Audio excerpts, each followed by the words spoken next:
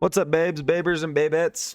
Today, we're doing a theory that many people disagree with, that many people fight on, that is at the core of One Piece discussion.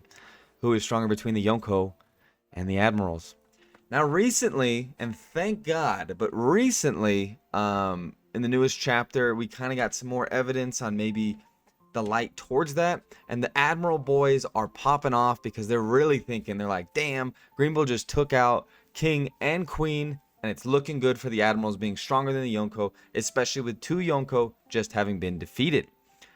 Next week, we finally get another chapter, the beginning of the final saga of One Piece, which I am very much looking forward to, as I'm sure if you're watching this video that you are too. But let's discuss who's stronger. I'm a Yonkou camp person, and why is that? I've been this way for a very long time.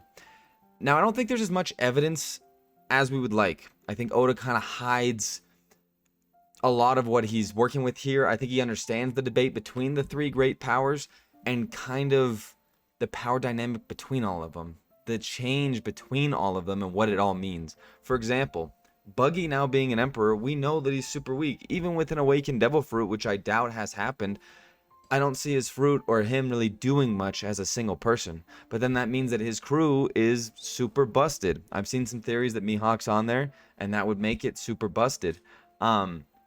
Another thing that's kind of strange in this is the power of the warlords.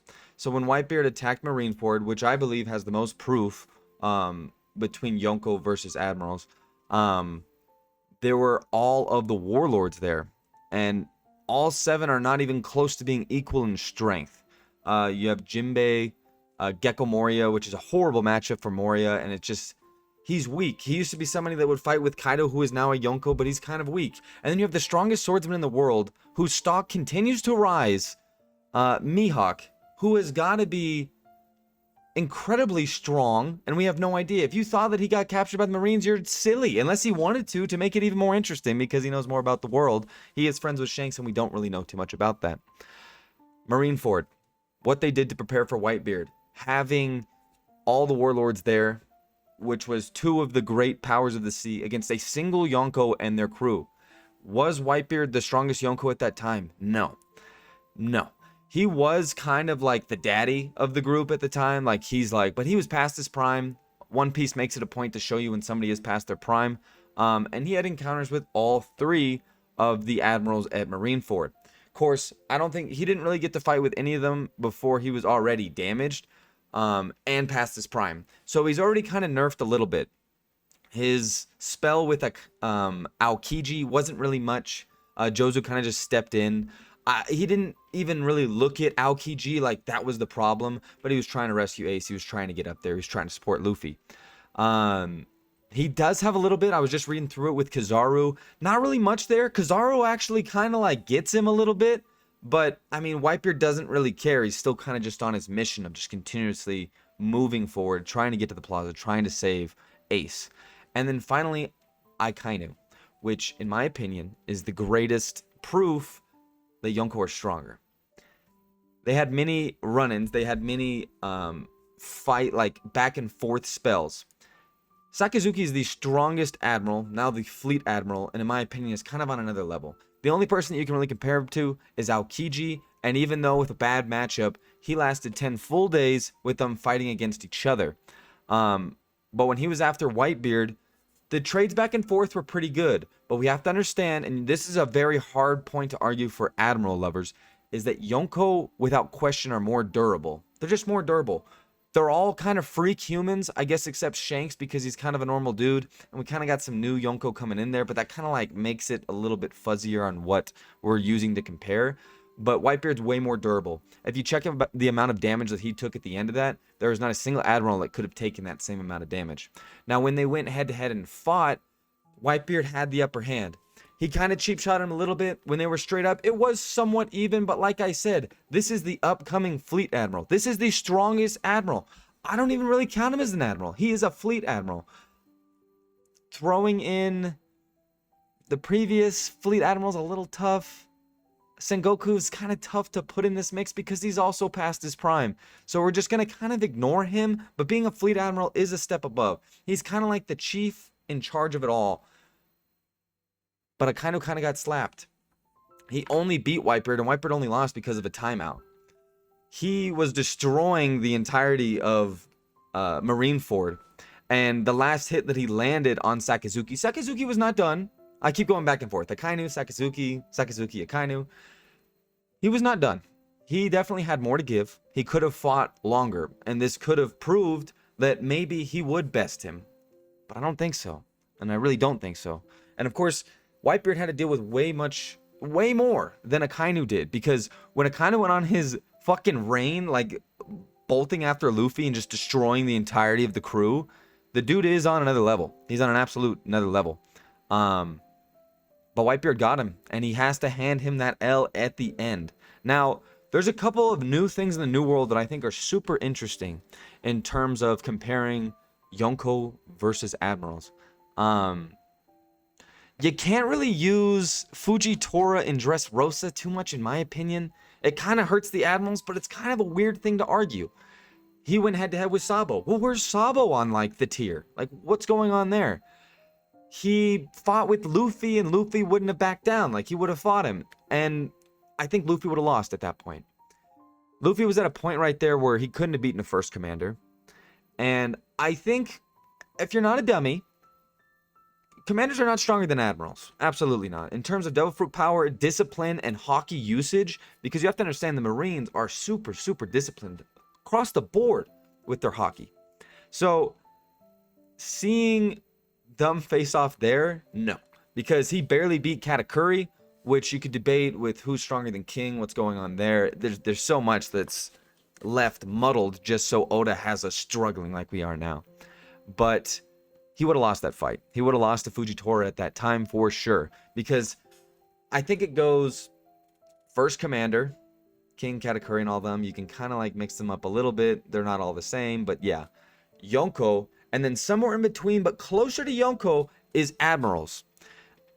And the reason I say that is because the most recent thing that we got was Green Bull. And when Green Bull came in and destroyed King and Queen, that's fine. You can be like, oh my god, he took out the first and the second commander without breaking a sweat. King was missing a wing. King was already injured. And I have nothing to back up Queen because I don't think Queen is anything necessarily that special. Their devil fruit powers have always been pretty broken, and they were recovering. Of course, the Admirals people are always arguing, hey man, it was a full week. They had time to recover. They're ancient Zoans. And then I start scratching my chin because I'm like, you're right. Like, Zoans are supposed to be able to heal and have that, like, comeback factor a lot of the time. But I will John for King. I will not John for Queen. King gets the excuse because he was injured. And he made it very clear in the panels that he was hurt. Like, he had multiple bandages on just, like, a portion of his face. And I'm like, yeah, because we have to know that King is injured. I don't necessarily think that King is done in this story per se. I really don't think so, especially with his connection to Kaido. But the biggest thing that I will say about the recency of what happened with Green Bull, there's a reason they're in the volcano. There's a reason they're in there. Yonkou have a special ability overall of being endurance, being durable in terms of just being able to take a lot of damage, and they also are people that can do a lot of like AoE damage. They can really wreak havoc on an area. Obviously, we see that with Whitebeard's Quake Fruit destroying Marineford, and he took it easy on them. But his crew was there. He can't just destroy the world like that, which we will probably see from Blackbeard soon. Kaido with his dragon stuff, I mean, he can envelop probably all of Wano or so in like dragon twisters. Not all of Wano. Not all of Wano. Definitely, I mean, all of Onigashima. And he was going all out with Blast Breath constantly. I mean, he can just destroy. Like, if he was in Marineford, he would have been an absolute problem to deal with. And I think that's part of the reason why Shanks stopped him. But we don't really know enough about that either. Did they actually fight? I don't think so. I don't think Kaido wanted the smoke. I think at this point, stocks that have raised are Blackbeard and Shanks as the two only remaining emperors. What are they about? I think Blackbeard at this point could definitely take on the Admirals. And another point from Marineford. Was Blackbeard going to back down? No. Blackbeard was going to destroy all of Marineford until who showed up? Shanks. And when Shanks showed up, everybody shit themselves. Every single person in Marineford. Everybody. The only time in the entire series, like, you've seen fear on Akaino's face was when he saw Shanks blocking his punch, and he's like, holy shit. And then Kizaru holding up his arms to a first commander, to Ben Beckman, who I just think they might be on another level. They might be on another level because it's so hard to compare. But we have to understand the Marine Ford, Whitebeard, the entirety of his crew, which was kind of weird to power scale at the time because I don't think they understood the severity of what was going on there in terms of this argument now, but they were able to really do a lot there. The Admirals were basically fine. Sakazuki did take a lot of damage, but he was still on a reign. An absolute beeline for Luffy, destroying everybody. But once Shanks showed up, they understood that they were not prepared. Mihawk's response to this was interesting. Mihawk was like, I didn't agree to fight Red Hair. Now, I think that's kind of just like a homie thing, but he doesn't want to fight that guy either. I think that's just kind of a homie thing. I don't think we should go too far and say that Mihawk's afraid. But we can say that Akaino's afraid because he's definitely afraid. Now, the last point that I will make for the Yonkou being stronger, which they are, I promise you, they are. Actually, 2 more points. I lied. 2 more points. But it kind of blends into the same point. Before the flashback of Odin, they heard that they were teaming up, Big Mom and Kaido, and they were very afraid. People in the Admiral camp, they will say, hey, the Reverie just happened. And there was a lot going on there with the revolutionaries, and they might not have had the manpower to deal with it. And that's cool, and that's fine. But they did abolish the 7 warlords at that time, and that was a decision that they did make. So that means the SSG, the Secret Service, the Secret Science Government, something, Secret Science, whatever, Vegapunk's in charge. Whatever they've cooked up, the Kumas that are all out there, they're prepared.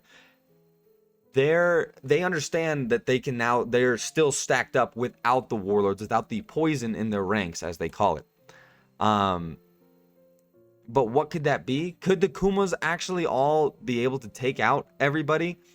2 Yonkou attacking Marineford, and Marineford is toast. I think that's proven by Shanks kind of appearing on the scene and everyone just kind of being very unprepared and very shocked at what was going to happen there. But the fact that they were able to abolish the 7 warlord system and say, no, like, we have guys in the back, says a couple things.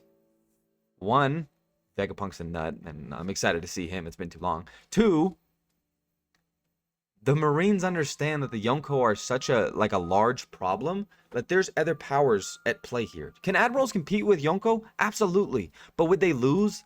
Yes. Yes. Sakazuki might be a different animal. He could maybe take out half of them, maybe. I'd love to see him on a one-on-one, and I think we'll probably get that somewhere down the line. I think Oda will grace us with the answer to this question. But there's more power behind the scenes to the Marines than there are with the Yonkou. We've seen a whole Yonkou crew. We've seen what they're about. We've seen the amount of destruction that they could do.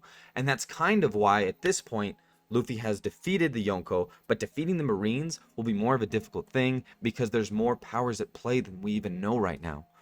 There's Imusama, who I'm guaranteeing can fight and is probably crazy. Can the 5 Elders fight? Who knows? What is Vegapunk cooking up? Like, what's going on there? We're not even sure. But of what they want to be seen, what the Marines don't want you to see is Imusama and the 5 Elders, right? They don't want you to see that.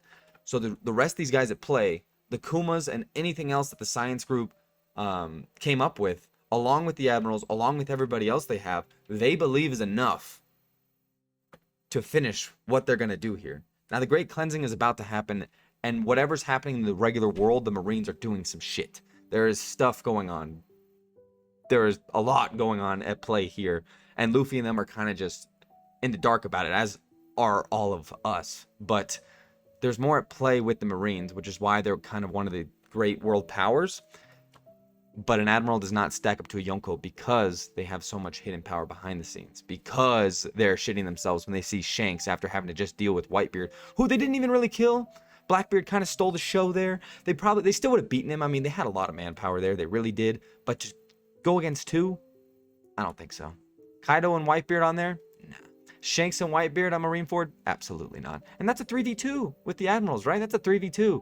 And we're seeing First Commanders able to fight the Admirals as well, with Jozu and Marco in them, but kind of losing a little bit more than maybe an Admiral when Sakazuki is fighting Whitebeard past his prime. There's a lot of variables at play here, but the point is, Yonkou are stronger than Admirals. That's it. That's it. There's a lot to discuss here. I'd love to do a podcast with some other people talking about this, kind of like getting people from both camps, seeing everybody's arguments, but I think it's pretty cut and dry, and I think we'll hopefully see that in the future. But I'm sweating a little bit. I'm sweating. Green Bull's moving through. Green Bull's cooking, but we'll see. I don't know. Thanks for tuning in, guys. I'll see you next week. Peace out.